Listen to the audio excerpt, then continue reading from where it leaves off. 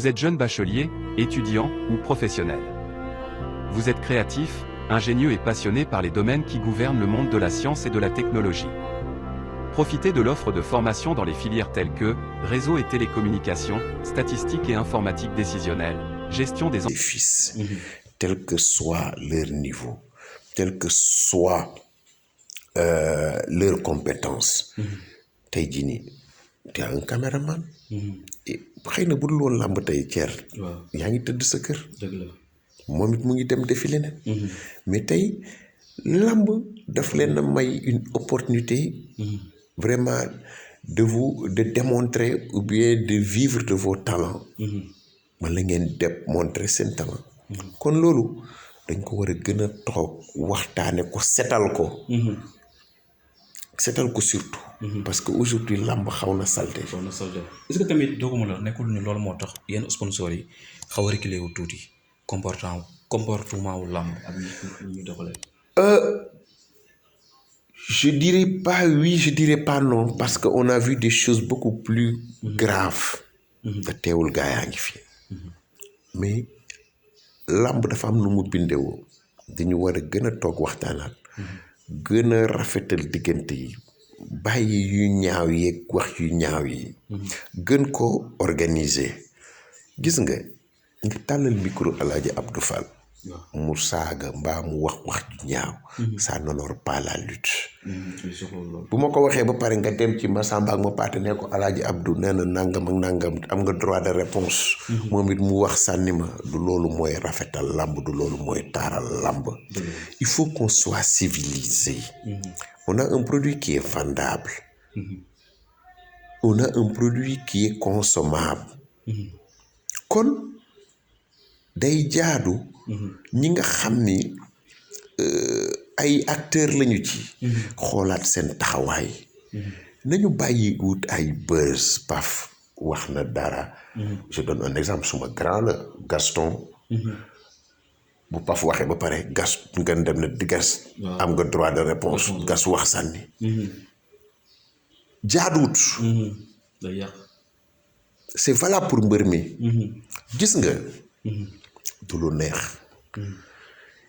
mais dañu toll ci benn ère boo xam ni. dañu yor benn sport boo xam ni que ça soit le promoteur. le lutteur.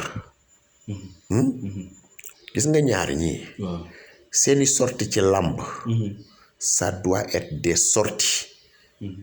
pleines d'enseignement. nañu bàyyi kul tëb jox leen micro ñu wax. na ku nekk seet. ñi war a wax. koo war a waxal. ak loo war a wax. gis nga tànk defuñu ko. yu xeebu rekk ciy génn. regarde YouTube. YouTube moom xam naa ni ñi ko gérer bis bu ñu déggoon wolof moom danañ nu saaga ba ñu doy. parce que dinañ ni. mais écoute c'est rigolo quoi ce qu'on nous poste là. c'est rigolo. gis nga loo xam ni c'est gardé dans les annales de l'histoire. dañ koy revisiter ji. dañu koy ay nit mën nañu soxla tey war ko tàppee. am luñ ci njàng. dafa war a nekk vraiment des émissions modèles. des sorties modèles. des déclarations modèles. mais ku bëgg xas Pape Abdou Fall. yaa ngay wooyu site bi ñu dugal ko ci Google. nga Google ko. Pape Abdou Fall ses enfants dinañu màgg suba liir ko.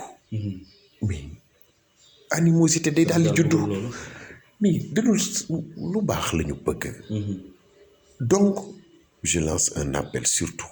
ci site yi nga xam ni. juddu nañu bari nañu macha allah.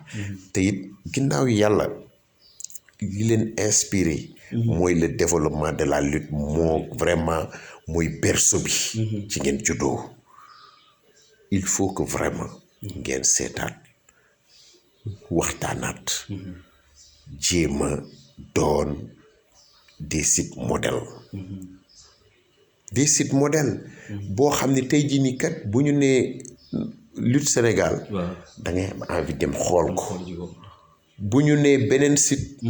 Kewel Info da ngay daw seeti ko Baol TV da ngay daw seeti ko. xam nga tax parce que ce sont des émissions de qualité.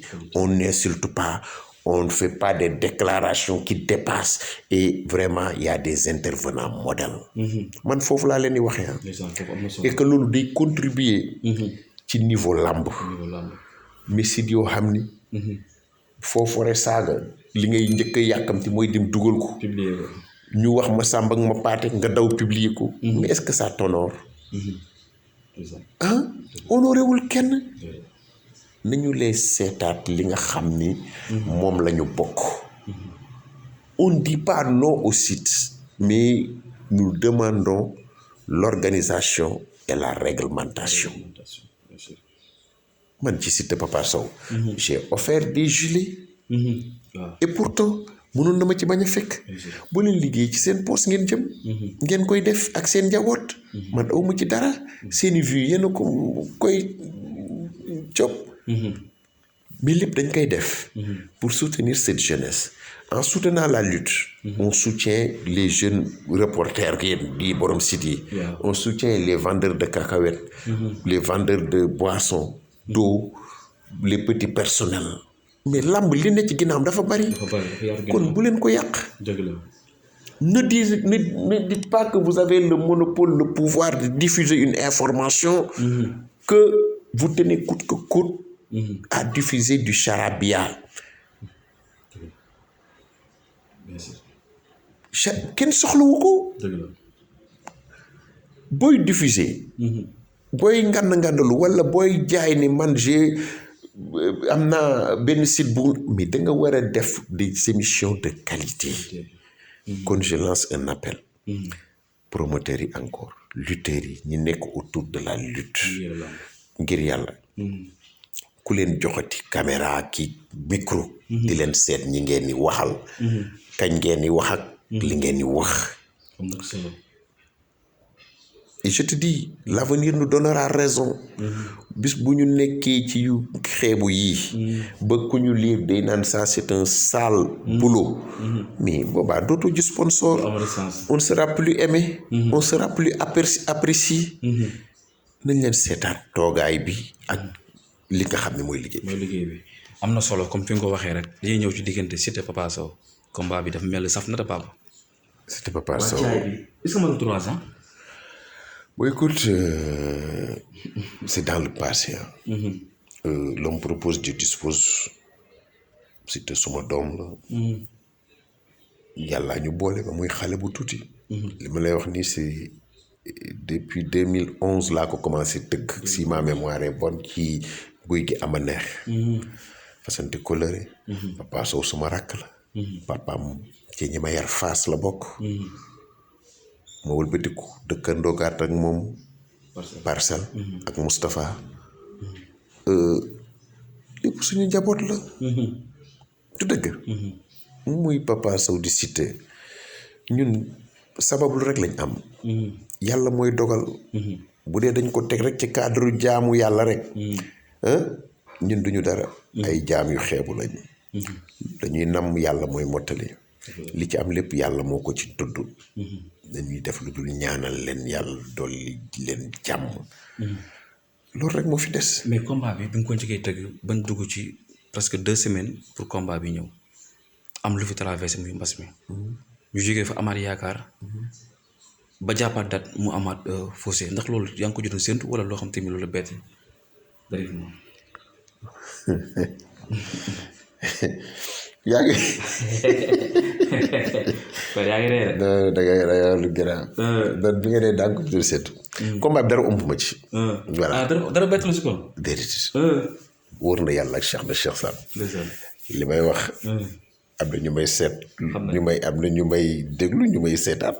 xam naa. déroulé bi yëpp. dara bettu ci. loolu mbër yu ñàkk a pare la. wala Pape moo am lu desoon wala lan la.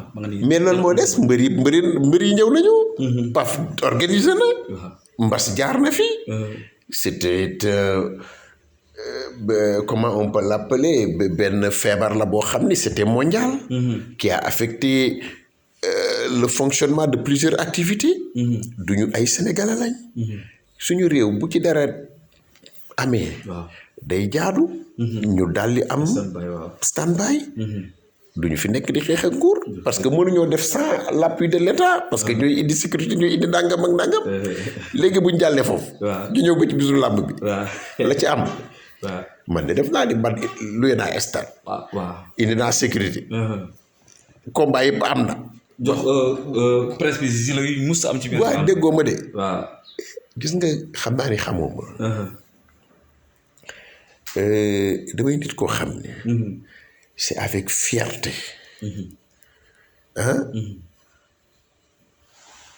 ci laay duggee ci mbir. ci laa ciy génne. man awma sens interdit yow. xaw ma lu ñaaw. du ma wax lu ñaaw. du ma ko def te fu ñu koy defee it yàlla bu ma fekk. wóor na yàlla ak Cheikh na Cheikh Sall. MCS International, études et formations à l'étranger. Vous êtes élève du terminal, bachelier ou étudiant, obtenez votre admission dans les universités françaises, américaines ou canadiennes. Grâce à MCS International, vous bénéficierez d'un accompagnement et d'un suivi pour la réalisation de vos projets d'études supérieures à l'étranger. Kuma Xaadimu Rasuul nag dañuy ubbi du lundi au dimanche dama ne kon nag boo bëggee ay kar yu baax dawal gaaw seeti waa établissement Xaadimu Rasuul ña nga nekk foofu ca Parcelles Assainies ca booru marché police. Établissement Xaadimu Rasuul, le choix de